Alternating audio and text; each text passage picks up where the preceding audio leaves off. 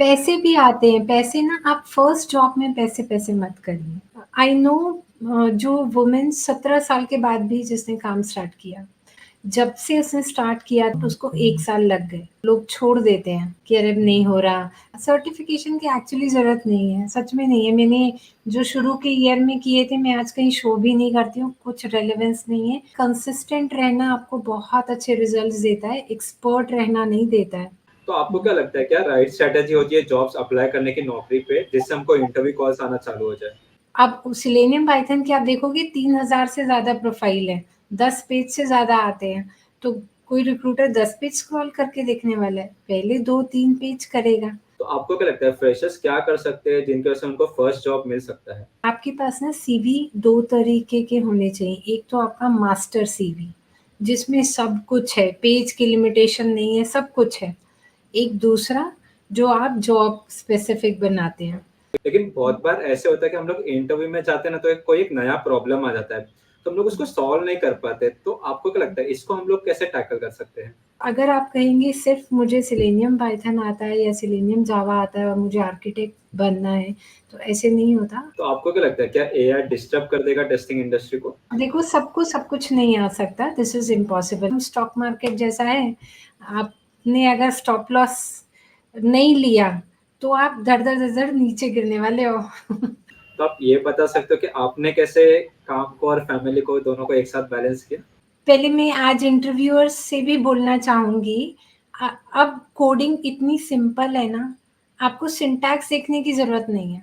तो आप ये बता सकते हो कि जब रिक्रूटर का ऐसा कॉल आता है तो हम लोग उसको कैसे कन्विंस कर सकते हैं हमारे स्विच करने का रीज़न? इंट्रोडक्शन प्रिपेयर करने से पहले थोड़ा इंटरव्यूअर के बारे में आप सर्च कर लीजिए। 2 ही रीज़न्स होते हैं कि आपको कोई क्यों हायर करेगा। या तो आप उसके लिए कुछ सेविंग कर रहे हो या उसका बिज़नेस बढ़ा रहे हो। तो हम लोग जब भी सीवी बनाते हैं तो आप ये बता सकते हो कितना इम्पोर्टेंट है नंबर्स इंक्लूड करना अपने सीवी में? पूरा यूनिवर्स टारगेट मत करिए, आप अपना शॉर्टलिस्ट कर लीजिए कि मुझे नेक्स्ट इस इन कंपनीज़ में काम करना है। किसी तरह से ना डायरेक्ट कन्वर्सेशन में आ जाओ आप। एक रिक्रूटर ने प्रोफ़ाइल डाली है, वो रिक्रूटर लिंक्डइन पे या कहीं तो अवेलेबल होगा ना। हेलो दोस्तों, मेरा नाम है सिद्धार्थ राठौड़ और मेरे यूट्यूब चैनल में आपका स्वागत है। आज की जो हमारी गेस्ट है इनका नाम है नीलम, जिनको अराउंड 18 इयर्स का एक्सपीरियंस है सॉफ्टवेयर टेस्टिंग में और ये टेस्ट ऑटोमेशन आर्किटेक्ट है। तो आज के इस पॉडकास्ट में हम लोग डिस्कस करेंगे कि क्या राइट स्ट्रैटेजी होती है जॉब्स अप्लाई करने की नौकरी और लिंक्डइन पे। अगर आपके करियर में गैप है तो कितना गैप अलाउड होता है और उसके बाद आपको एक नया जॉब मिल सकता है। फिर हम लोग बहुत सारे लोग कोडिंग सीखना स्टार्ट करते हैं, ऑटोमेशन सीखना स्टार्ट कर देते हैं, कोर्स भी खरीद लेते हैं और देखना स्टार्ट करते हैं, लेकिन हम लोग उसको खत्म नहीं कर पाते। तो हम लोग उसके लिए क्या कर सकते हैं? तो सबसे पहले हम लोग नीलम के इंट्रोडक्शन से स्टार्ट करते हैं। तो over to you Neelam. Thank you Siddharth, आपने बहुत कुछ बता ही दिया मेरे बारे में। So, like you said, I have 18 years, close to 18 years of experience, all into automation testing in IT industry. Um, and yes, I am always inclined into the technical work. तो मुझे इसलिए मैं आज टेस्ट ऑटोमेशन आर्किटेक्ट हूँ other than the management position. इस काम करने के अलावा मैं थोड़ा-थोड़ा पढ़ाती सिखाती भी हूँ लोगों को। तो नीलम, नॉर्मली हम लोग फ्रेशर्स की बात करते हैं, करेक्ट? तो फ्रेशर्स ऐसा बोलते हैं कि हम लोग स्ट्रगल कर ले, हमको जॉब नहीं मिल रहा है। तो आपको क्या लगता है फ्रेशर्स क्या कर सकते हैं जिनकी वजह से उनको फर्स्ट जॉब मिल सकता है? पहले तो कॉलेज टाइम में ही एक्टिव रहो और बहुत अच्छे से एक्टिव रहो। सिर्फ़ पढ़ाई के लिए नहीं, अपनी कम्युनिकेशन स्किल्स पे, इंटरपर्सनल स्किल्स पे, रिलेशनशिप बिल्डिंग पे, ये इन पे बहुत फ़ोकस रखना है। जो you know tier 2, tier 3 cities से आते हैं, वो बच्चे थोड़ा-सा बैकफुट होते हैं।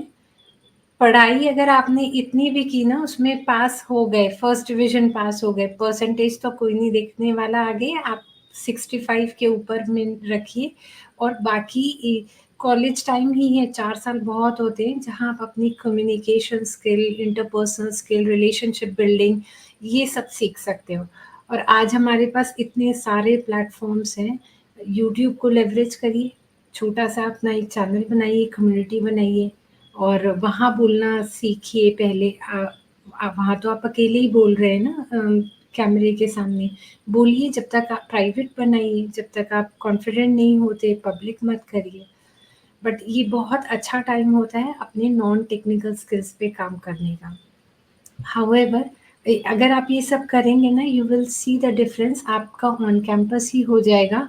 बट अगर किसी वजह से ऑन कैंपस नहीं होता है, ऑफ कैंपस जाना पड़ रहा है, तो देखो ऑफ कैंपस के लिए टेक्निकल स्किल्स बहुत कम कंपनीज होती हैं जो ऐसे एंटरटेन करती हैं, बट होती हैं, ऐसा नहीं है नहीं होती हैं। आप अपनी एक स्किल को पकड़ कर उसको शार्प कर लीजिए। टेस्टिंग थोड़ा रिलेटिवली ईज़ी होता है शार्प करना, आप उसको करके आगे बढ़ जाइए। अदरवाइज़ जो भी आपकी मेन प्रोग्रामिंग लैंग्वेज थी लास्ट फाइनल ईयर में इंटर्नशिप में, you brush up that language really nicely and basis that 0 to 6 month या 6 मंथ्स टू 1 ईयर वाली अपॉर्च्युनिटीज़ को आप टारगेट कर सकते हैं। नाउ इसके पीछे भी बैकग्राउंड वर्क है। आपको कहीं न कहीं you have to be really smart to reach people. आप लिंक्डइन मुझे बहुत होली ग्रेल आजकल लगता है to make the network, approach the right people. आपको वहाँ पे डायरेक्टर, मैनेजर ऐसे लेवल के लोग मिल जाते हैं, जिनको आप डायरेक्टली ठीक सा मैसेज थॉटफुल मैसेज होना चाहिए, बहुत रटा-रटाया या लिंक्डइन का डिफ़ॉल्ट मैसेज ना करके, आप अच्छे से अपना मैसेज ड्राफ्ट कीजिए, उनको भेज दीजिए। अगर उनको पसंद आएगा तो they might turn back to you और वहाँ से आपकी जर्नी स्टार्ट हो सकती है। अदरवाइज़ देखो दुनिया में कंसल्टेंट्स भी हैं बहुत सारे, पैसे देकर काम करवा लो फिर। है तो ना? नील तो नीलम, अभी आपने स्किल्स के बारे में बात की, करेक्ट, कि ये तो आपको करना ही पड़ेगा एज़ अ फ्रेशर। लेकिन एक होता है ना कि हम लोग नौकरी पे अप्लाई करते हैं, लेकिन हमको रिप्लाई नहीं आता, मतलब इंटरव्यू कॉल्स नहीं आते। तो आपको क्या लगता है, क्या राइट स्ट्रैटेजी होती है जॉब्स अप्लाई करने की नौकरी पे, जिससे हमको इंटरव्यू कॉल्स आना चालू हो जाए? ओके, नौकरी.com प्लेटफ़ॉर्म है बहुत अच्छा, बट बहुत कम लोग उसको स्मार्टली यूज़ करते हैं। पहले तो अपनी प्रोफ़ाइल को बहुत अप टू डेट रखना है वहाँ पर।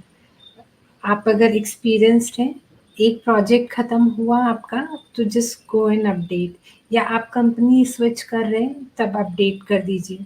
आप 6 महीने, साल भर में एक बार तो आपका प्रोफ़ाइल अपडेट होना चाहिए, चाहे आप मार्केट में हैं या नहीं हैं।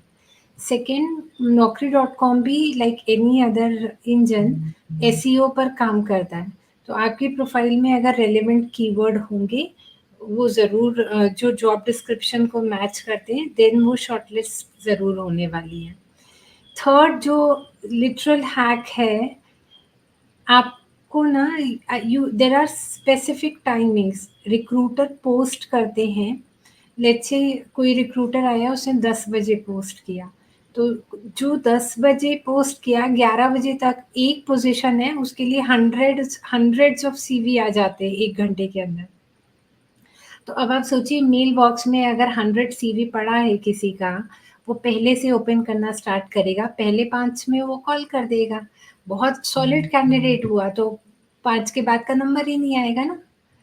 तो आप अगर मार्केट में हैं, तो थोड़ा टाइमिंग पर भी ध्यान देना है और यूजुअली जो मेरा अपना ऑब्ज़र्वेशन है, एक बार 10 बजे अपना प्रोफ़ाइल अपडेट मार दीजिए और एक बार 3 बजे के आस-पास मार दीजिए। क्योंकि पोस्ट लंच पे बहुत सारे रिक्रूटर्स अपडेट करते हैं वहाँ पर। So that is one thing. Fourth thing which I suggest people is किसी तरह से ना डायरेक्ट कन्वर्सेशन में आ जाओ आप।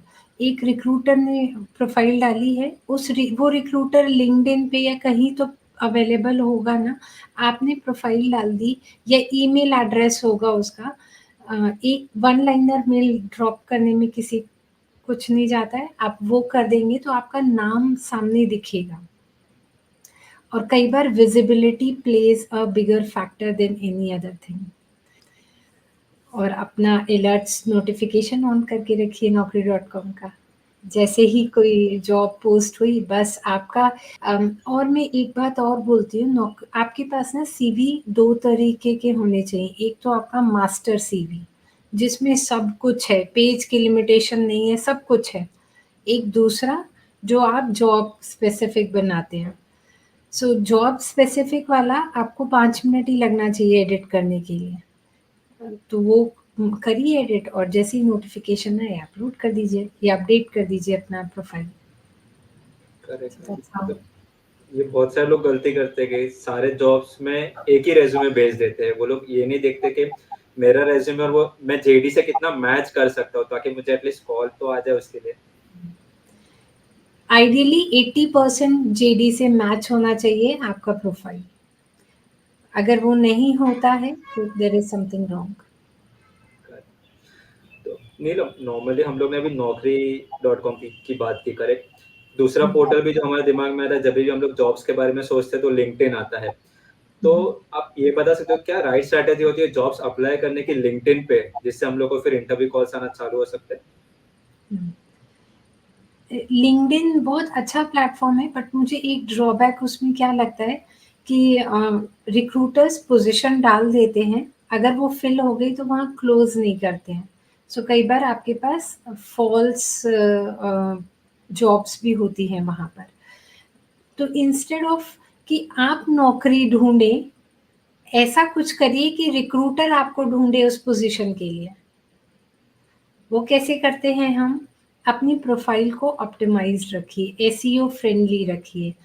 कैसे होगा? अगर मैं कल की डेट में सेल्स की प्रोफ़ाइल पे स्विच मारना चाहती हूँ, तो मेरी प्रोफ़ाइल में सेल्स रिलेटेड लाइक आउटरीच और कोल्ड कॉलिंग ये सारे कीवर्ड्स होने चाहिए वहाँ पर। अगर नहीं होंगे तो रिक्रूटर जब फाइंड कर रहा होगा सर्च में वो डालेगा ना, मैं सिंपल करने के लिए ऑटोमेशन का ही बताती हूँ। अगर किसी कंपनी में ऑटोमेशन की रिक्वायरमेंट है सेलेनियम पाइथन से तो ऊपर डालेगा ना सेलेनियम पाइथन। जिस सिटी में रह रहा है, अगर लोकेशन बेस है तो लोकेशन से भी सर्च मारेगा। अब सिलेनियम पाइथन की आप देखोगे 3000 से ज़्यादा प्रोफाइल है, 10 पेज से ज़्यादा आते हैं, तो कोई रिक्रूटर 10 पेज स्क्रॉल करके देखने वाला है, पहले 2-3 पेज करेगा। ये तो ज़िम्मेदारी हमारी है ना कि हम उस पहले 2-3 पेज में आएँ। उसमें आने का तरीका है अपनी प्रोफाइल को ऑप्टिमाइज़ रखिए और एसईओ फ्रेंडली बनाइए। हमारे पास अबाउट साइट सेक्शन होता है, बैनर होता है और एक्सपीरियंसेस का सेक्शन होता है, जहाँ पर हम प्रॉपर कीवर्ड्स डाल के अपनी प्रोफ़ाइल ऑप्टिमाइज़ कर सकते हैं। तो वैसे करके रखिए। उसके अलावा आपकी विज़िबिलिटी कैसे बनी रहे आपकी कम्युनिटी में, जॉइन सम ग्रुप्स जो रेलेवेंट हैं आपकी इंडस्ट्री में and be active on them. उन ग्रुप्स पे या अपने पेज पर ही देखो हमारे पास 3 ही तरह के लोग होते हैं, इंट्रोवर्ट, एम्बिवर्ट और एक्सट्रोवर्ट। जो एक्सट्रोवर्ट है वो तो लिंक्डइन पे पोस्ट ही करने वाला है ना? मैं आजकल उसी कैटेगरी में आती हूँ। रोज़ एक पोस्ट। जो एम्बिवर्ट है वो उसको पोस्ट लिखना बहुत अच्छा नहीं लगता है या उसका वो ड्रॉबैक है, तो वो रीशेयर करता है, रीपोस्ट करता है with your thoughts, with their own thoughts. That is also okay क्योंकि वो भी आपकी विज़िबिलिटी देता है। थर्ड इज़ जो बहुत पैसिव लोग होते हैं, आप रीड करिए दूसरे का पोस्ट और नीचे कमेंट करिए और कमेंट ऐसा डिफ़ॉल्ट वाला मत करिए well done and all that जो आता है। अपना थॉटफुल कमेंट करिए जो आप सोचते हैं because people read out, people post जो पोस्ट थोड़ा वायरल हो जाता है ना, लोग पोस्ट के अलावा स्क्रॉल करके कमेंट्स भी पढ़ते हैं और उन कमेंट्स पे भी रिएक्शंस होते हैं। दैट मीन्स आप कितने लोगों के नेटवर्क को टैप कर रहे हैं। इट्स मैंने पोस्ट डाला, मुझे आप अगर कमेंट कर रहे हैं तो आप मेरे पोस्ट पे कमेंट कर रहे हैं, आप मेरा नेटवर्क टैप कर रहे हैं, अपना नेटवर्क टैप कर रहे हैं। प्लस आप जब कमेंट करते हैं तो जितने लोग वहाँ पर कमेंट करेंगे उनका नेटवर्क भी टैप कर रहे हैं। तो मतलब आपकी विज़िबिलिटी बढ़ रही है ना और विज़िबिलिटी का ही गेम है। जितना आपकी विज़िबिलिटी होगी उतना लोग आपको जानेंगे and they will start approaching and that is also एक तरीका है आप नेटवर्क बनाते हैं अपना। और एक दूसरा मैं बहुत रिकमेंड करती हूँ कि आप don't target the full universe. पूरा यूनिवर्स टारगेट मत करिए, आप अपना शॉर्टलिस्ट कर लीजिए कि मुझे नेक्स्ट इन कंपनीज़ में काम करना है। आप वो लिस्ट भले ही 20 कंपनीज़ की बनाइए। उन कंपनी के पेजेस को फॉलो कर सकते हैं। जब आप उनके पेजेस और रेलेवेंट ग्रुप्स को जॉइन करते हैं एंड आप कुछ कहीं पर लिखते हैं कमेंट्स के फॉर्म में या पोस्ट या कुछ, तो उन कंपनी वालों को भी दिखता है वो कंटेंट। फिर आपको कॉल्स भी आती हैं, लोग आउटरीच भी करने लगते हैं, सो वो भी है। Last way start asking the referrals. Referral भी ना आप मैं देखती हूँ लोग किसी से भी रेफरल मांगते हैं। आपको ये भी समझना है हर किसी के अंदर वो क्षमता नहीं है कि आपको रेफर भी किया तो फॉलो अप कर सकें। It has to be either आपका कोई फ्रेंड या बहुत अच्छा क्लोज़ जान-पहचान वाला हो या फिर कोई सीनियर पोज़ीशन पर हो। और बहुत अच्छा होता है अगर कोई रिक्रूटमेंट टीम का हो, नहीं है तो सीनियर को भी अप्रोच कर सकते हैं और उनसे रेफ़रल माँग सकते हैं।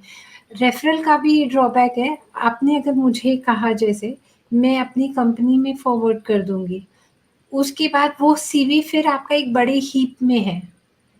बहुत रिक्रूटर्स के पास एक सीवी नहीं आते, बहुत सीवी आते हैं और उनके ऊपर टारगेट होता है इस डेट तक ये पोज़ीशन क्लोज़ करनी है।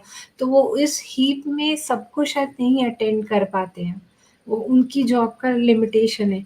सो कोई आपको ऐसा चाहिए जो आपके लिए फ़ॉलो अप भी कर सके। आप रेफ़र तो करवा रहे हो, आप वो अगर आपका दोस्त होगा तो आपके लिए फ़ॉलो अप करेगा, जाके एचआर को पूछेगा, रिक्रूटमेंट टीम को पूछेगा, तब जाके आपको कॉल आती है, रैंडम से तो नहीं होता है। इसलिए अपनी स्ट्रैटेजी पहले क्राफ्ट करके रखिए, टारगेट करिए एंड देन और जॉब ना ऐसे मत ढूँढिए कि आप आज हाँ, मुझे 6 महीने बाद अभी मैं ठीक हूँ, ऐसे मत ढूँढिए। आप एक 6 महीने पहले मन बना लीजिए कि अब छोड़ना है मुझे और 6 महीने तक आप काम करिए उस पे। आपका नोटिस पीरियड जो 3 महीने का बड़ा-सा होता है वो भी निकलेगा और आपको बहुत रिफाइंड जॉब मिलेगी। मेबी पहली जॉब आपको कॉम्प्रोमाइज़ करनी पड़ेगी सैलरी डेज़िग्नेशन पे बट एक ऑफर लेटर होने के बाद उस पे नेगोशिएट करके you will get a better deals. So it's all about sales. Correct, How you are selling yourself in the market. Correct. मतलब जो दिखता है वही बिकता है यहाँ पे। दिखता है वही बिकता है, यस। करेक्ट। ट्रू। तो नीलम, अभी आपने सीवी की बात की, करेक्ट? तो हम लोग जब भी सीवी बनाते हैं तो आप ये बता सकते हो कितना इम्पोर्टेंट है नंबर्स इंक्लूड करना अपने सीवी में? बहुत इम्पोर्टेंट है। सीवी में भी, लिंक्डइन पे भी। कैसे है ना, सब लोग नॉर्मल लिखते हैं, बट आपकी प्रोफाइल पे किसी का ध्यान कब जाएगा, 2 ही रीज़न्स होते हैं कि आपको कोई क्यों हायर करेगा। या तो आप उसके लिए कुछ सेविंग कर रहे हो या उसका बिज़नेस बढ़ा रहे हो, है ना? तो यही चीज़ तो वो इंटरव्यू में फाइंड करने की कोशिश करता है आपसे। 10 तरह की क्वेश्चन्स पूछ कर, चाहे लेवल 1 हो, लेवल 2 हो या एचआर हो, अल्टीमेटली वो यही ढूँढ रहा होता है ना कि आप कितनी स्क्रिप्ट एक दिन में लिख लेते हो, आप कितने डिफेक्ट्स फाइंड कर पाते हो, क्या क्लोज़र रेट है आपका, टेक्निकल डेट क्या है आपका, मैनेजमेंट कैसा है। अगर आप पहले ही सीवी में वो सब लिख दोगे, तो एक इम्प्रेशन के साथ आप अंदर इंटरव्यू में बैठोगे। कि इसको आता है ना? कुछ नॉनसेंस नहीं बोलने वाला है वो। हाँ, सो येस आई थिंक ये छोटी-छोटी ट्रिक्स हैं जो हम ध्यान नहीं देते हैं, बट हम ध्यान देते हैं तो हमारा इंटरव्यू भी क्वालिटी का होता है, कुछ ऐसा लेफ्ट राइट नहीं होता है। करेक्ट। तो लेकिन नीलम, नेक्स्ट क्वेश्चन बहुत लोग ये पूछते हैं कि हम लोग ये नंबर्स पता कहाँ से करें कि क्या नंबर से क्या डालना है हमारे सीवी में? ओके, जो देखो सीनियर है उनको तो पता होता है क्योंकि अल्टीमेटली वो कहीं न कहीं प्रोजेक्ट मैनेज करते हैं। बट जो जूनियर हैं, वो अपने लीड से हमेशा पूछकर अप टू डेट रह सकते हैं। हम जाते हैं ना चाय पे आलतू-फालतू की बात करते हैं, वो बात ना करके आप पूछिए अपने लीड से कि हम हमारा इस स्प्रिंट का क्या टारगेट था, वेलोसिटी क्या थी, हमारी स्प्रिंट क्लोज़र कैसे रही। आप नंबर्स पे क्वेश्चन करिए, आप अपने क्वेश्चन्स ढूँढ कर रखिए, उनसे पूछिए। आई डोंट थिंक सो कोई मना करता है विदिन द प्रोजेक्ट वाला बताने के लिए। वो बताएगा कि हमने इतना अच्छा किया, हमने इतनी स्टोरीज़ अचीव की, ये टोटल स्टोरी पॉइंट था, इतने का हम डिलीवर कर पाए, ये इतना हमारा नेक्स्ट स्प्रिंट में गया, कुछ बैकलॉग में गया। So that will the person will tell you and that will help you craft your numbers. But ये जूनियर लेवल के लिए, सीनियर लेवल सबको पता होता है बजटिंग से लेकर आपका टारगेट क्या है। इट्स जस्ट दैट आपको शायद लिखना नहीं आता, ऐसा हो सकता है किसी सीनियर प्रोफाइल पे, तो उसके लिए गूगल और आजकल चैट जीपीटी बहुत हेल्पफुल है। करेक्ट। पर कभी-कभी तो बहुत सारे कंपनी में वो लोग डॉक्यूमेंट भी बनाते हैं ना, रिक्वायरमेंट डॉक्यूमेंट या ये प्रोजेक्ट क्यों कर रहे हैं, उसमें भी कहीं न कहीं शायद वो लोग नंबर्स भी स्पेसिफाई करते हैं। बिल्कुल, बिल्कुल कॉन्फ्लुएंस जहाँ बड़ी कंपनीज़ हैं वो कॉन्फ्लुएंस अपना मेंटेन करती हैं और सारे आपको वहाँ पर मिल जाएँगे नंबर्स। तो नीलम, अभी हम लोग ने समझो कि नंबर्स तो डाल दिया हमारे रेज़्यूमे में, लेकिन एक होता है कि वो नंबर्स एक्सप्लेन भी कर पाना इंटरव्यू में। तो हुँ। आपको क्या लगता है हम लोग वो नंबर्स कैसे एक्सप्लेन कर सकते हैं इंटरव्यूअर को? अ, जब आपने डाला है तो obviously I mean I would, अगर मेरे पास कोई इंटरव्यू के लिए आएगा और वो बोलेगा कि मैंने एक स्प्रिंट में 50 स्टोरी पॉइंट्स डिलीवर किए हैं, तो इसमें एक्सप्लेन नहीं, आई विल एज्यूम कि हाँ 50 स्टोरी पॉइंट मतलब आपने एक दिन में 3 से 4 स्क्रिप्ट निकाली होगी। आपका ये एवरेज रहा होगा। ऐसे ही आप, अगर आपको नहीं समझता है कि ये मैंने डाल तो दिया है पर मुझे मैं एक्सप्लेन नहीं कर पाऊँगा, मत डालिए। सच में मत डालिए। कोई भी सीनियर अगर इंटरव्यू लेता है, वो आपको इमीडिएट फीडबैक दे या नहीं दे पर वो पकड़ लेता है। कि आप यहाँ झोल कर रहे हो या आप ठीक नहीं बोल रहे हो। सो जो समझा नहीं सकते वो मत रखो। इवन इफ वो बहुत छोटा कुछ हो कि मैंने एक स्प्रिंट में 2 डिफेक्ट्स निकाले, 2 डिफेक्ट्स, उतना ही आप डालो। अल्टीमेट आपका टेस्टिंग टाइम रिड्यूस हो गया ये परसेंटेज ऑटोमेट करने से। आप वो डालो, जो आपको समझता है नंबर वो डालिए, बड़ा मत डालिए। करेक्ट। मतलब जो डाल रहे हो वो सोच के भी रहोगे कैसे एक्सप्लेन करोगे, नहीं तो अगर एक्सप्लेन नहीं कर पाए तो वो शॉर्टलिस्ट हो गया फिर भी कोई काम का नहीं है। फेकनेस ना कैसे होता है, मैं आपको ट्रिक बता भी दूँ, ऐसे एक्सप्लेन कर दो, ऐसे एक्सप्लेन कर दो, पर वो psychology plays a different game ना। मेरा प्रोजेक्ट है, मुझे आप नींद में भी उठा के बोलोगे, मैं उसको एक्सप्लेन कर पाऊँगी। बट क्योंकि मैंने आपको रटवाया है वो, आप नहीं बोल पाएँगे। आप बैठेंगे, आप कहीं न कहीं फंबल करेंगे, स्टमर करेंगे, सामने वाला पकड़ लेगा, ओके, कुछ कहानी समझाई जा रही है। करेक्ट। है ना? तो I am not against in fact मैं आपको बताऊँ, मैं लास्ट वीक एक लड़की का इंटरव्यू ले रही थी। उसका नोटिस पीरियड चल रहा था अ, और आई आई अल्टीमेटली शॉर्टलिस्टेड दैट गर्ल। पर क्यों किया मैंने? मुझे समझा, वो जब बता रही थी, बहुत फ्लॉलेस बता रही थी आंसर, सब कुछ था, बट मुझे आई कैन फिगर आउट कि कुछ तो गड़बड़ है। लास्ट एक बात में उसने बोला कि मैंने बीडीडी को हैंड्स ऑन करने के लिए मेक माई ट्रिप पे सारा कुछ अप्लाई किया है। सो अल्टीमेटली वो ऑनेस्टी पर आए, तो तब मुझे लगा yes I want to bet on this person. Correct. उसने ना, सो फेकनेस की जगह ना आप ऑनेस्ट होना स्टार्ट कर दीजिए। I think people will appreciate more, और सामने वाले को दिखता है कि आप मेहनत कर रहे हैं, आप करना चाह रहे हैं। सब कोई ऐसा थोड़ी होता है, सब कुछ सीख के आता है। अगर ठीक है ऑटोमेशन की रिक्वायरमेंट है, मैंने आपको हायर कर लिया। कल मेरे पास आज सेलेनियम पाइथन की रिक्वायरमेंट है, कल प्लेराइट आया, तो क्या मैं प्लेराइट का, और आप खाली बेंच पर हैं, तो क्या मैं प्लेराइट का नया पर्सन ढूँढूँगी मार्केट से? नहीं ना। I will ask you to upskill. उस जब मैंने आपको पूछा अपस्किल के लिए, आपके अंदर वो ज़ील होनी चाहिए, वो एटीट्यूड होना चाहिए कि आप कर लेंगे। And that is what I look in my interview, कि मैं आज एक टेक्नोलॉजी पे ले तो रही हूँ, कल अगर कुछ बदला, तो सामने वाले के अंदर वो एटीट्यूड है कि वो अपने आप को अपस्किल करके be very flexible to work on other technology. अगर ये फैक्टर नहीं है, then it turns out to be no. And I think 90% interviewers इसी माइंडसेट से इंटरव्यू लेते हैं। सो यस, फेक होने की जगह start being very honest, and start showing your enthusiasm with the role where you are applying, whether it is a technical or non-technical. Correct. तो नीलम, आपने वो कैंडिडेट की बात की, तो आप पे एक अच्छा इंप्रेशन गिरा होगा कि वो अपना जॉब तो कर ही रही है, लेकिन साइड बाय साइड उसने, क्योंकि उसको ऑटोमेशन करना था, इसलिए पूरा उसने मेक माई ट्रिप वेबसाइट में कर लिया। यस, और वो वेबसाइट भी चैलेंजिंग है बाय द वे ना। कोई भी travel portals are full of dynamic things. So अगर वो कर रही है, वो आंसर्स दे रही थी, वो फ्लॉलेस थे, मुझे दिख रहा था कि, बट मुझे वो नहीं समझ रहा, I was not able to connect the dot कि थियोरेटिकल और प्रैक्टिकलिटी से रियल टाइम वो प्रोडक्शन पे बात कर रही है हर बार मुझसे ऑटोमेशन का, और प्रोडक्शन पे ऑटोमेशन तो होता ही नहीं है। सो वो मुझे गैप समझ में आ रहा था, बट जब व्हेन शी सेड अल्टीमेटली, तो ऑब्वियसली शी वाज लाइक कि आज मैं इसे हायर करूं, कल वो किसी और पर भी कर लेगी। She has that skill set, so definitely I will bet. तो नीलम, नॉर्मली क्या होता है, हम लोग हमारे करियर में बहुत बार स्विच करते हैं, करेक्ट, और कभी कभी तो हम लोग एक ही साल में 2 जॉब चेंज कर लेते हैं, शायद 3 भी जॉब चेंज कर लेते हैं। और फिर रिक्रूटर का कॉल आता है तो वो सीधा ऐसे ही क्वेश्चन पूछते हैं कि भाई आपने इतना स्विच क्यों किया। तो आप ये बता सकते हो कि जब रिक्रूटर का ऐसा कॉल आता है तो हम लोग उसको कैसे कन्विंस कर सकते हैं हमारे स्विच करने का रीजन?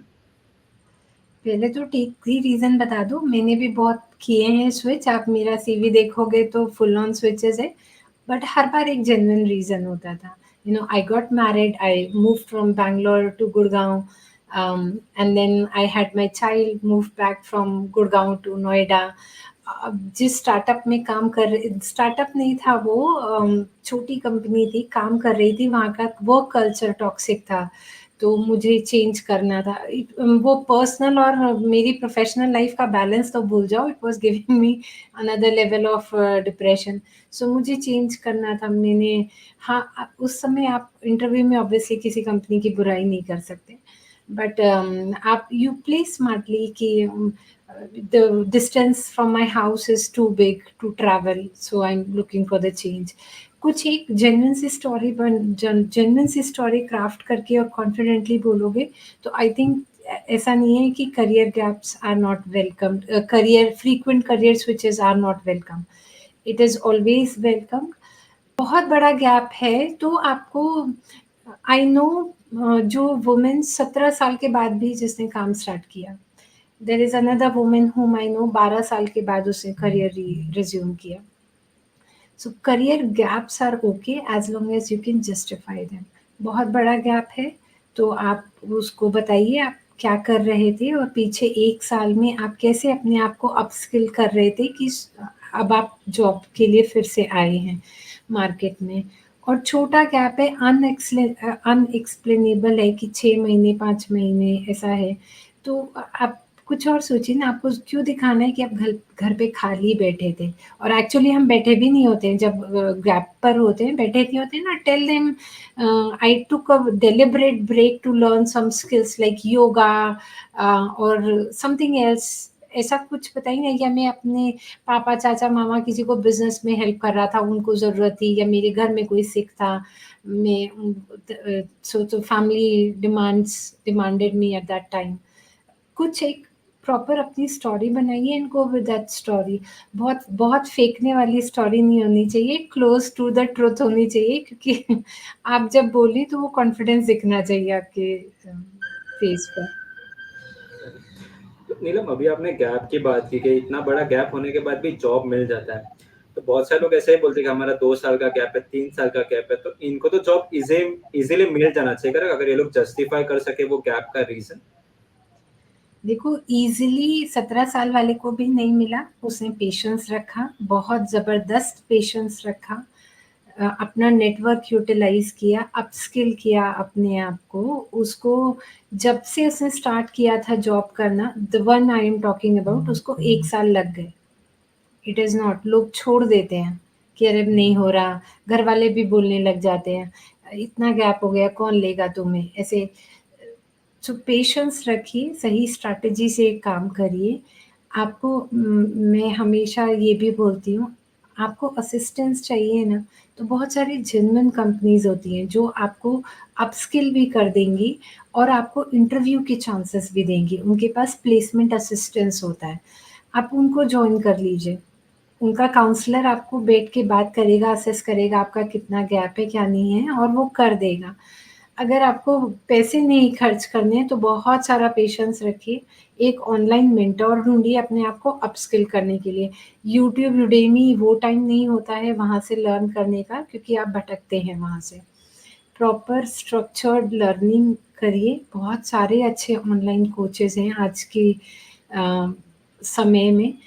उनसे अपस्किल करिए और लिंक्डइन का नेटवर्किंग पावर को लेवरेज करिए। वो सीखिए सही तरीके से नेटवर्किंग कैसे करते हैं और पेशेंस रखिए। जॉब अगर आपके अंदर है, जॉब मिल जाती है।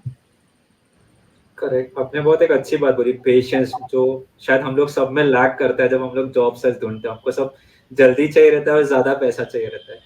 यस। पैसे भी आते हैं, पैसे ना आप फर्स्ट जॉब में पैसे-पैसे मत करिए। आप एक ऑफ़र लेटर ले तो लीजिए, उसके बेसिस पे आप नेगोशिएट करना स्टार्ट करिए।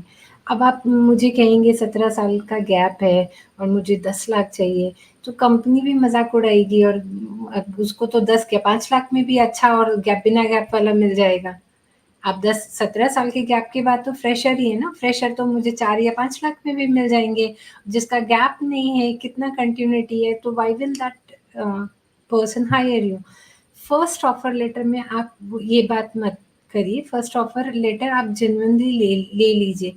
कई बार ऐसे होता है कि आप उसमें काम भी करिए, 1 साल, 1.5 साल, 2 साल अपना एक्चुअल एक्सपीरियंस लीजिए। सेकंड स्विच में या सेकंड ऑफर लेटर में you have something to negotiate upon. You have proved yourself, आपने प्रूव कर लिया, आपका एक छोटा ही सही पोर्टफोलियो भी बन गया, तो उसके बेसिस पे आप नेगोशिएट अच्छा कर सकते हैं। करेक्ट।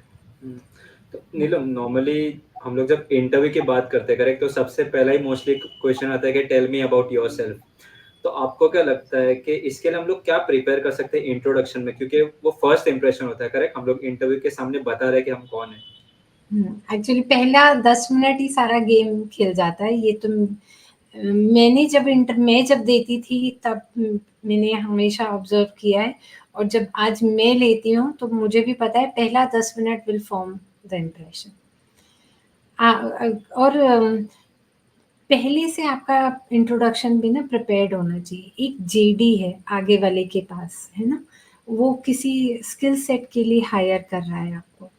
तो अगर आपका इंटरव्यू किसी तरह से 10 मिनट के अंदर-अंदर उन टॉपिक्स को टच बेस कर देगा, तो वो इंटरेस्ट बिल्ड कर देगा एंड देन आप आगे आपको आगे टाइम मिलेगा बात करने के लिए, अपने बारे में बताने के लिए।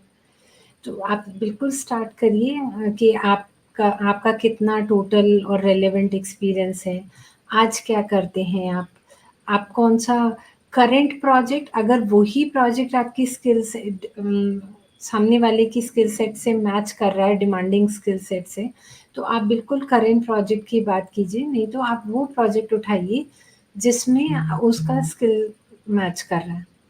और प्रॉपर स्टोरी फॉर्मेट में क्राफ्ट कर दीजिए। अगर आर्किटेक्ट की पोज़ीशन है, तो ये टूल्स थे और डेफ़िनेटली आर्किटेक्ट की पोज़ीशन पे एक बिगर अम्ब्रेला आता है टूल सेट्स का।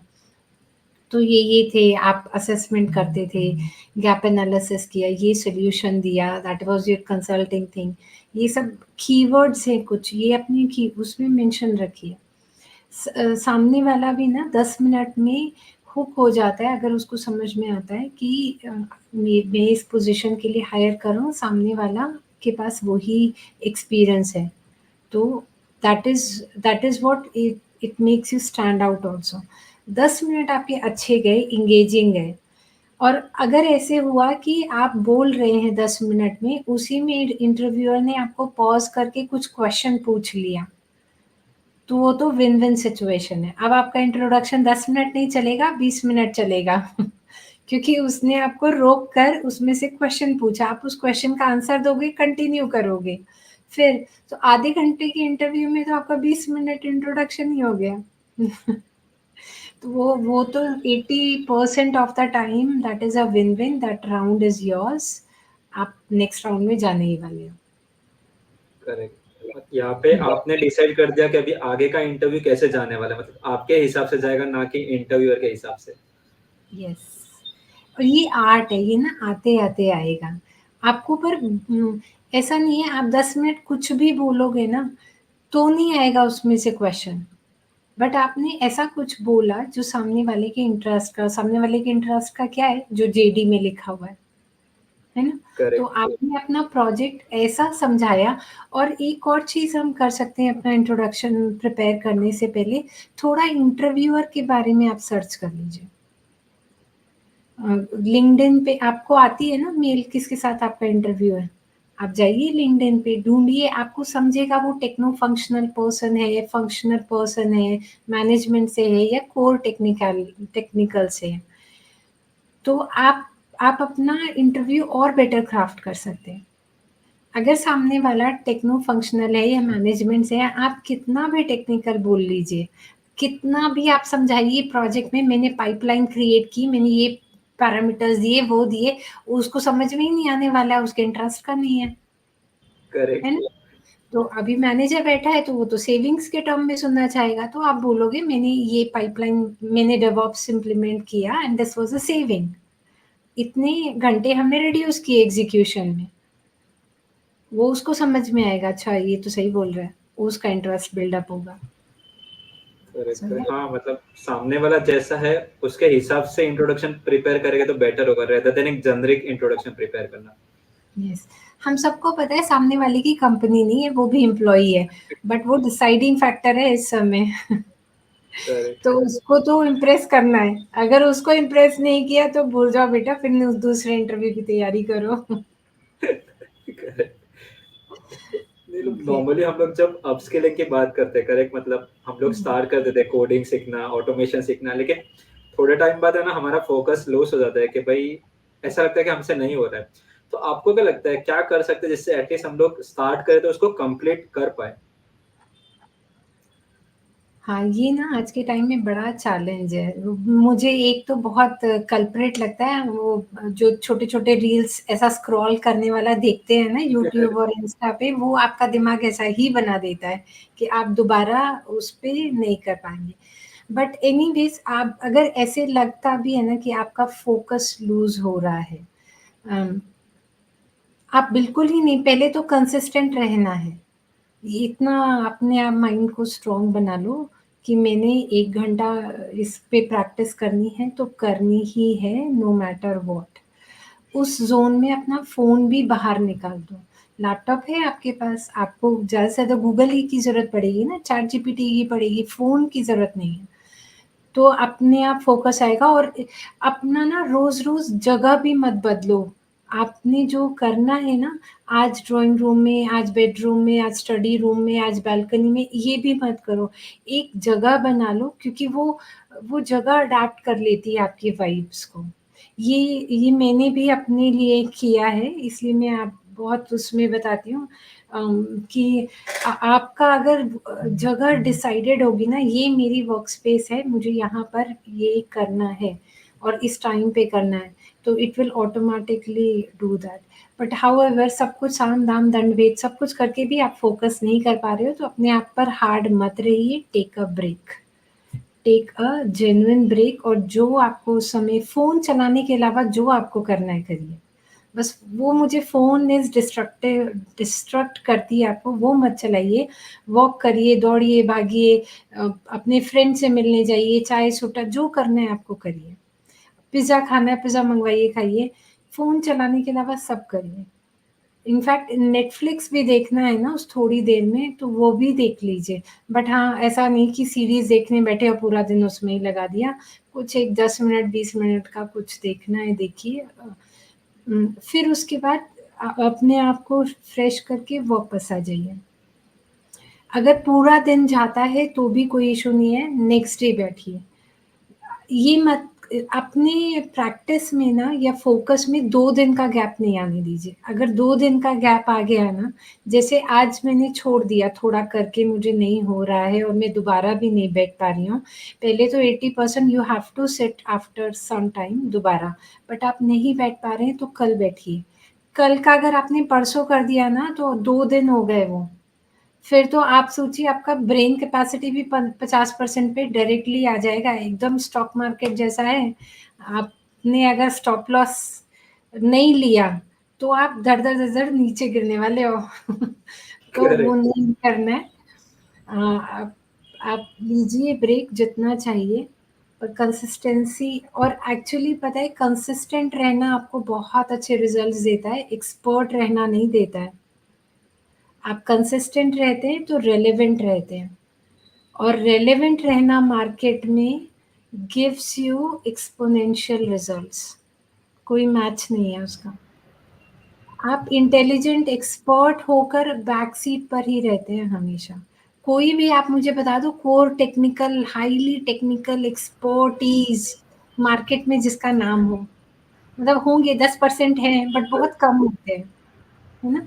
जो अदर या जो टेक्निकल से सेल्स में आना चाह रहे हैं वो आने लग जाते हैं, बट जो बहुत हाई टेक्निकल होते हैं उनकी विजिबिलिटी ही कम होती है। So it is important to stay relevant. और आज का टाइम ही ऐसा है, आने वाला टाइम भी ऐसा है with AI in market disruption कि visibility will have more importance than any other thing. Correct. और आपने करेक्ट बोला, मतलब नॉर्मली मुझे ऐसा लगता है कि कोई नया स्टार्ट कर रहा है ना सीखना, तो एटलीस्ट दिन में अगर 10 से 20 मिनट भी दे रहा है और वो रोज कर रहा है ना, मेरे ख्याल से वो बेटर प्रोग्रेस करेगा। नहीं तो वो तो क्या करते हैं, हमको सीखना है, सीधा एक दिन 3-4 घंटा बैठेंगे, फिर एक हफ्ते के लिए गायब रह गए। इसी का एक रीजन हो सकता है कि हम लोग कोर्स भी कंप्लीट नहीं कर पाते, जिसके लिए हम लोग पैसा दे के खरीद रहे यस, इन स्टॉप लॉस लेना बहुत इम्पोर्टेंट है। हैं। करेक्ट। उसको आपने आज का लॉस ले लिया, आज डिस्ट्रैक्ट हो गए, कल नहीं लेना है। वो आपका स्टॉप लॉस हिट हो गया। अगर कल भी ले लिया तो फिर दर-दर फिर तो डबल डबल होते जाएगा हर एक दिन पे। डबल-ट्रिपल पता ही नहीं चलेगा, पूरा आपका बैंक अकाउंट ज़ीरो हो जाएगा। बढ़िया। तो मतलब नॉर्मली हम लोग ये बात करते करें कि आप कोडिंग सीख रहे हो, ऑटोमेशन सीख रहे हो, तो प्रैक्टिस करो। लेकिन बहुत बार ऐसे होता है कि हम लोग इंटरव्यू में जाते हैं ना, तो कोई एक नया प्रॉब्लम आ जाता है, तो हम लोग उसको सॉल्व नहीं कर पाते। तो आपको क्या लगता है, इसको हम लोग कैसे टैकल कर सकते हैं? एल्गोरिथम समझा दो सामने वाले को। आप नहीं कर पा रहे हो ना, कोई बात नहीं। आप देखो, पहले मैं आज इंटरव्यूअर्स से भी बोलना चाहूँगी, अब कोडिंग इतनी सिंपल है ना, आपको सिंटैक्स सीखने की ज़रूरत नहीं है। सारी कंपनीज़ ने गिटहब कोपायलट ले लिया है। स्टेटमेंट में लिखिए कोड बहुत सुंदर, जितना आपका एम्प्लॉयी नहीं लिख सकता, उससे ज़्यादा सुंदर कोड लिख कर आ जाता है। इसलिए कोड और सिंटैक्स पे मत जाइए। जिसको भी हम हायर करते हैं उसकी लॉजिक बिल्डिंग कैपेबिलिटी पर जाइए। तो आप अगर नहीं आता है प्रोग्राम मत करिए, आप उसको ब्रेक डाउन करिए। एक आप ना पहले आप जब लिखने बैठे हैं एक बड़े उसमें 2 पार्ट में ब्रेक डाउन करिए। फिर उस पहला पार्ट उठाइए, उसको फर्दर ब्रेक डाउन करिए कितने हिस्सों में, और हर ब्रेक डाउन स्ट्रक्चर के आगे एल्गोरिथम। वो तो सबसे सिंपल है ना, या तो डेटा डायग्राम, वो क्या बोलते हैं, फ्लो चार्ट जैसा कुछ बना दो। मुझे एल्गोरिथम बहुत पसंद है लिखना, तो मैं सजेस्ट भी वही करती हूँ कि एल्गोरिथम लिख दो हर स्टेप के लिए। उसमें आपकी क्लैरिटी नज़र आ जाएगी, थॉटफुलनेस नज़र आ जाएगा, and that should be good to go. Correct. देखो सबको सब कुछ नहीं आ सकता, this is impossible. Again universe target करने की जगह आप फ़ोकस टारगेट रखो। 10 क्वेश्चन अगर इंटरव्यू में पूछे हैं, तो 8 अगर सही होते हैं, तो आपने अच्छा इम्प्रेशन फ़ॉर्म किया। So take that also. Correct. तो नीलम, नॉर्मली हम लोग जब हमारा एक्सपीरियंस ज्यादा हो जाता है तो दो पार्ट होते हैं, एक तो मैनेजर होता है या फिर आर्किटेक्ट की तरफ हो जाता है। तो आप ये यस। बता सकते हो, आपको 18 इयर्स का एक्सपीरियंस है, करेक्ट? तो आपने क्यों डिसाइड किया कि आपको टेस्ट ऑटोमेशन आर्किटेक्ट बनना है? मुझे ना, मैं हमेशा से बहुत इंट्रोवर्ट पर्सनैलिटी रही रही हूँ और मुझे बहुत टेक्निकल काम में ही मज़ा आता है। अगर आप क्या एड्रेनलिन रश जिसको बोलते हैं ना, मुझे वो कोड लिख कर मिलता है। बहुत ज़्यादा वो इससे मिलता है।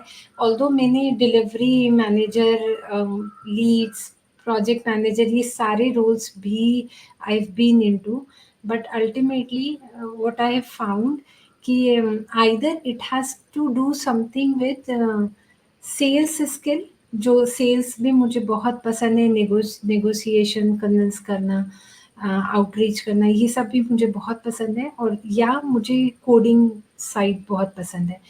तो आई फिगर्ड आउट कि टेक्निकल पर्सन को सेल्स रोल मिलना तो बड़ा मुश्किल है, मिलता है बट वो बहुत मुश्किल है। सो इससे अच्छा है कि मैं आर्किटेक्ट रोल में जाऊँ, एंड थैंकफुली कैपजेमिनी के पास ना ग्लोबल सर्टिफिकेशन है आर्किटेक्ट का। सो L0 से स्टार्ट होता है, L4 तक जाता है। आई एम L2 सर्टिफाइड, अभी moving on to the L3 part. So yeah, this certification has helped me build the reputation or the name within the company, जिससे मुझे ये रोल भी मिल पाया, और I am there called as senior test automation architect.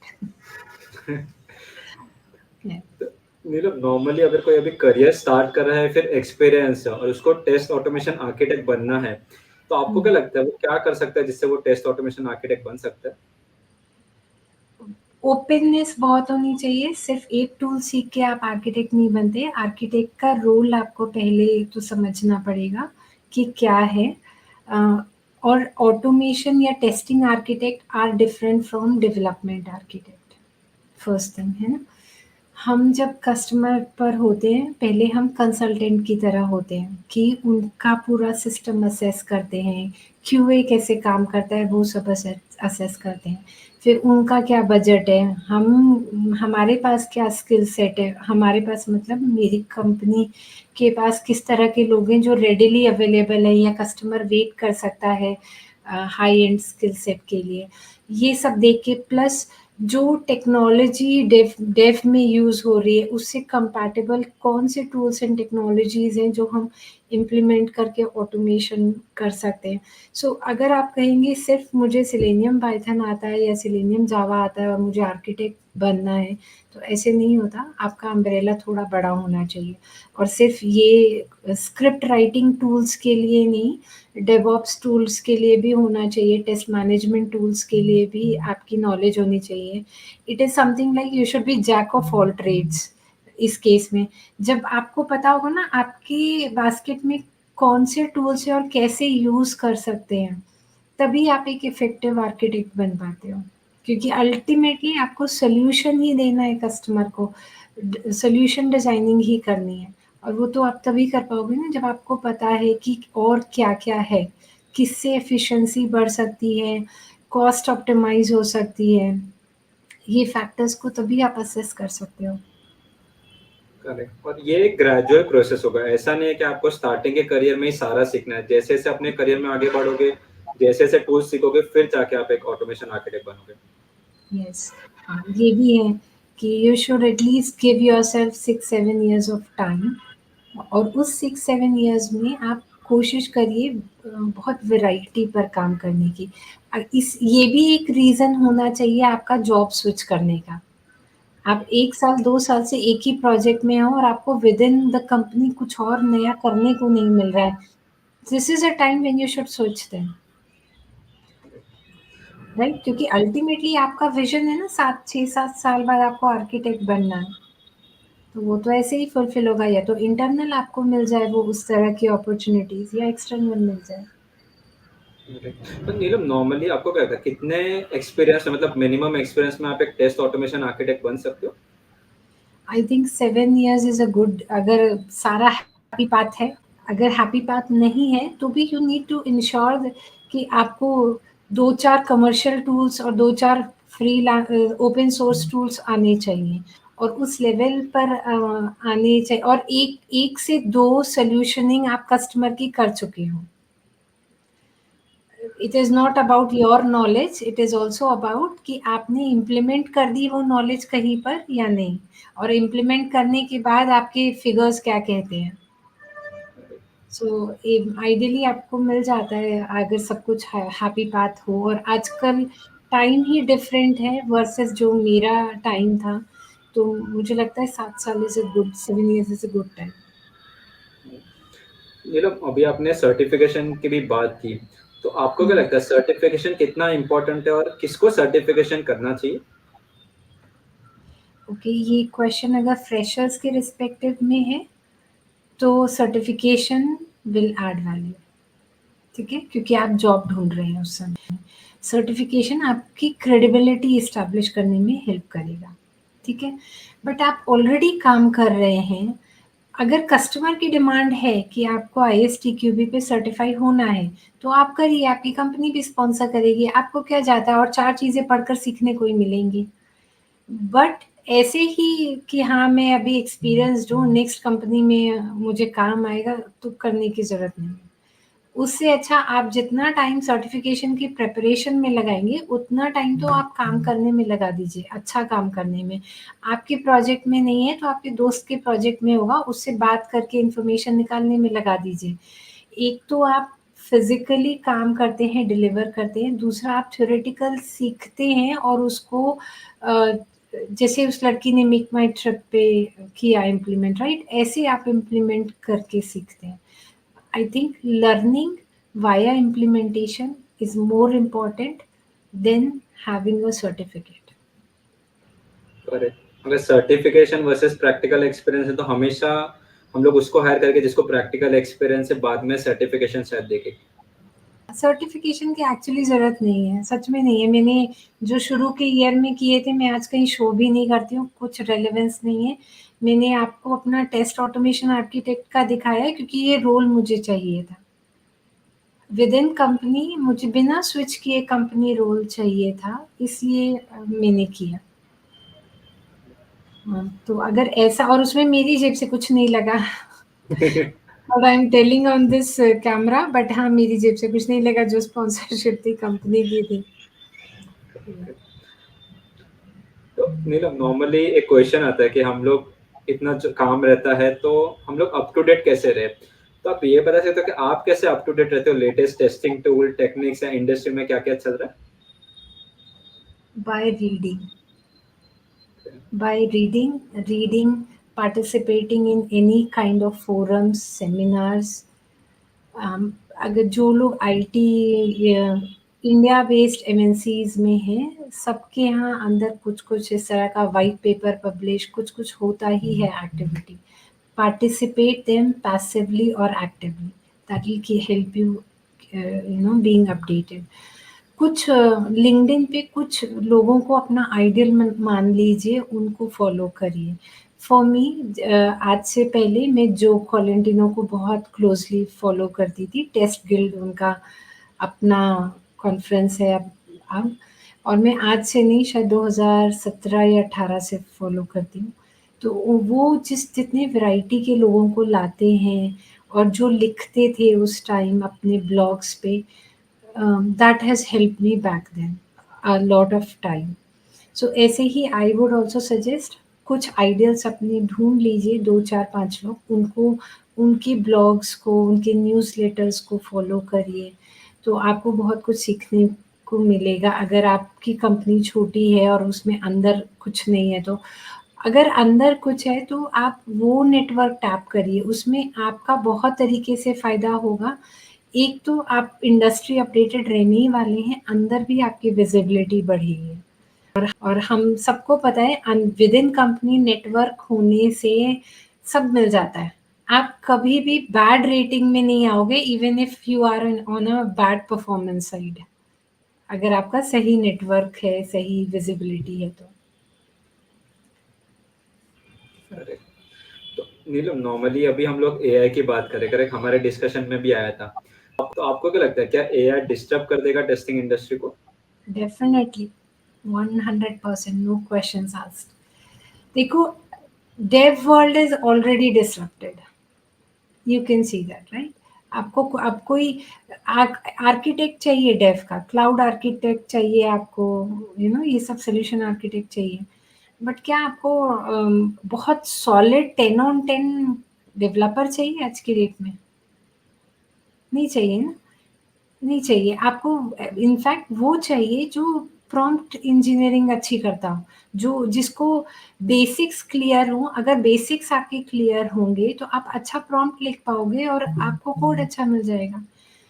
Testing world disrupted नहीं है अभी, हम बचे हैं और हम बचे भी रहने वाले हैं बहुत समय तक, क्योंकि कोई भी टूल आपको कवरेज की गारंटी नहीं दे सकता, मैक्सिमम कवरेज की। कोई भी टूल आपको यूजर एक्सपीरियंस की गारंटी नहीं दे सकता, right? But with AI tools coming, बहुत हद तक जो लोग सिर्फ टेस्ट केसेस लिखने में बिलीव करते हैं या टेस्ट स्क्रिप्ट लिखने में बिलीव करते हैं, वो तो इंडस्ट्री डिसरप्ट हो चुकी है। और कुछ हद तक आगे जो फीचर्स आ रहे हैं कुछ टूल्स में, उसकी वजह से हो जाएगी। So you should be a strategic thinker ना, कि व्हाट विल वर्क। आगे आने वाले टाइम में हर एप्लीकेशन अब मोबाइल पर है, राइट? हम हमारे टाइम में भी हमने देखा, हम नोकिया से हमको सैमसंग में स्विच होने में कितना टाइम लगा, क्योंकि नोकिया का इंटरफेस अच्छा था। और हम स्विच कब हुए, जब हमने देखा बैटरी लाइफ प्राइसिंग सैमसंग की ज़्यादा अच्छी है, तब हमने स्विच किया ना।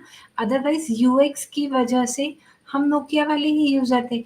ऐसे ही जो कंपनीज जिसका यूएक्स एक्सपीरियंस बहुत अच्छा होगा, तो जो टेस्टर्स इन सब स्किल सेट में अच्छे होंगे, यूएक्स टेस्टिंग कर सकते हैं, अच्छा out of the box thinking रखते हैं, एक्सप्लोरेटरी टेस्टिंग अच्छी कर सकते हैं, कवरेज बहुत अच्छी दे सकते हैं, स्ट्रैटेजीज फॉर्म कर सकते हैं, न्यू प्रोसेस इम्प्लीमेंट कर सकते हैं, या किसी तरह से डेटा प्रोटेक्शन कर सकते हैं।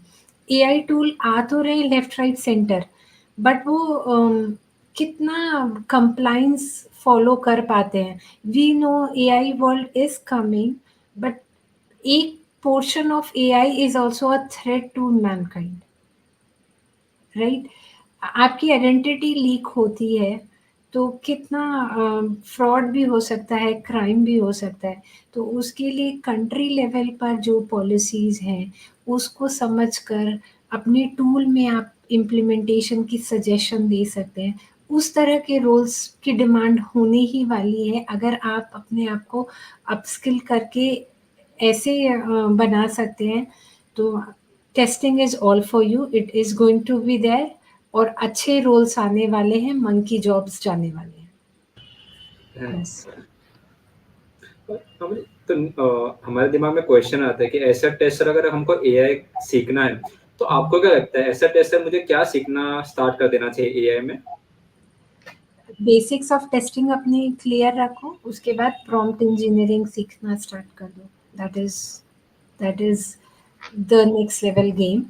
और प्रॉम्प्ट इंजीनियरिंग गूगल सर्च में बहुत डिफरेंस है। ये शायद लोग आज भी चैट जीपीटी को गूगल की तरह यूज़ करते हैं, डाल दिया व्हाट इज़ टेस्टिंग या वो उसके आंसर आ रहे हैं। आप कॉन्टेक्स्ट में डालकर देखिए कि आप इस डोमेन में काम करते हैं, आपका पोजीशन ये है, आपका प्रोडक्ट ये है, फिर डालिए आप व्हाट इज़ टेस्टिंग, तो answer will be lot different than what is testing डालने से। So prompt engineering it is like कि आपको बेसिक्स ऑफ टेस्टिंग पता है, वैसा basics of AI is your prompt engineering, वो आनी चाहिए। उसके अलावा start with any basic tool. जिसको प्रोग्रामिंग आती है, start with Applitools. Applitools बहुत अच्छा एक टूल, एआई बेस्ड टूल है, but it is not a fully AI integrated, but good to start with. जिसको प्रोग्रामिंग आती है, जिसको नहीं आती है टेस्ट जीपीटी कर है, उससे स्टार्ट करिए। और जैसे जैसे आपका एक्सपर्टीज और बढ़ता जाएगा, यू योरसेल्फ विल नो कि अब मुझे नेक्स्ट क्या करना है। करेक्ट। मतलब नॉर्मली हम लोग जब भी काम करते हैं ना, तो हम लोग हमारे से ज्यादा एक्सपीरियंस लोगों को देखते हैं, तो हमारे दिमाग में क्वेश्चन आता है कि आप वर्क और फैमिली दोनों मैनेज कैसे करते हो? तो आप ये बता सकते हो कि आपने कैसे काम को और फैमिली को दोनों को एक साथ बैलेंस किया? तो ये क्वेश्चन मुझसे ना बहुत पूछा जाता है। It is I work in zones, और मैं अपने ज़ोन नहीं छेड़ती। जैसे आज हम बात कर रहे हैं ना सुबह, ये मेरा जिम टाइम है। आज का जिम गया ना तो आज नहीं आएगा। मैं ये नहीं करने वाली हूँ कि सुबह मिस हो गया तो शाम को चली जाऊँगी। फिर वो नेक्स्ट डे ही आने वाला है।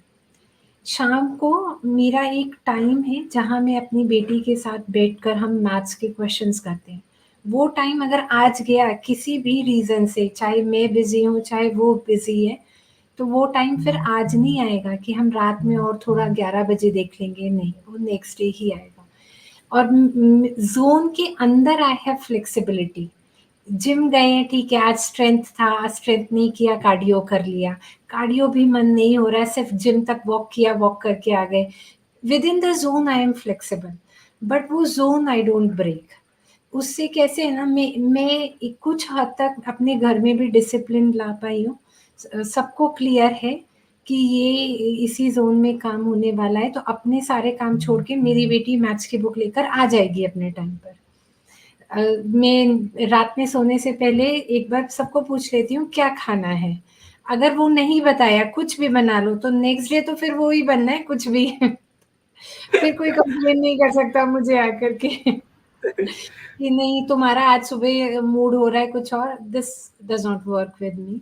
सो आई थिंक उस एक ये एक आर्ट ने मुझे बहुत हेल्प किया है, और मैंने भी बहुत लेट सीखी है। इनफैक्ट मेरी बेटी जब हुई थी, I was all over the place, सब कुछ मैं कर रही थी और मैं किसी भी टाइम कर रही थी, तो ना एफिशिएंसी थी ना कुछ थी। उस टाइम मेरे पापा ने मुझे ये सजेशन दिया था कि जो काम छूट गया फिर उस दिन मत करो, उसको नेक्स्ट डे कर लो। और जब आप देखते हो ना कि 2 दिन 3 दिन आप 3 दिन तक जिम नहीं गए, तो how your body starts crying, है ना? वो तो डेंट आ गया फिर, तो आप मिस भी नहीं करते हो फिर। आप मिस तभी करते हो जब लिटरली बहुत इम्पोर्टेंट कुछ आ गया होता है। करेक्ट। तो हाँ, ज़ोन में काम करना हैज़ हेल्प्ड मी, और with in the zone be flexible. मेरी ड्यूटी जैसे 1 पीएम से लेकर 9 पीएम की है, अगर आई एम नॉट अवेलेबल, कुछ काम आ गया है, तो उस दिन छुट्टी लगेगी, फिर कुछ नहीं होगा उसमें। करेक्ट। नीलम, आप कुछ फाइनल एडवाइस देना चाहोगे जो भी ये पॉडकास्ट देख रहे हैं उनको? देखो, अब मुझे आपकी बातों से लगा कि more of a career oriented people हैं जो शायद देखेंगे, तो उनके लिए I just have one advice: stay relevant, not being very master on something, but relevancy will, staying relevant is as good as survival for the fittest. Technologies आती रहेंगी, जाती रहेंगी, टूल्स आएँगे, जाएँगे, रोल, पोज़ीशन सब आएगा, जाएगा। कभी ऐसा भी टाइम आएगा कि आप जॉब है, जॉब नहीं है, पैसे हैं, घर में नहीं है पैसे, हर तरह का टाइम आएगा, बट अगर आप रिलेवेंट रहेंगे मार्केट से, तो कभी आपको बहुत बुरा टाइम नहीं देखना पड़ेगा। हर चीज़ मैनेज हो जाएगी।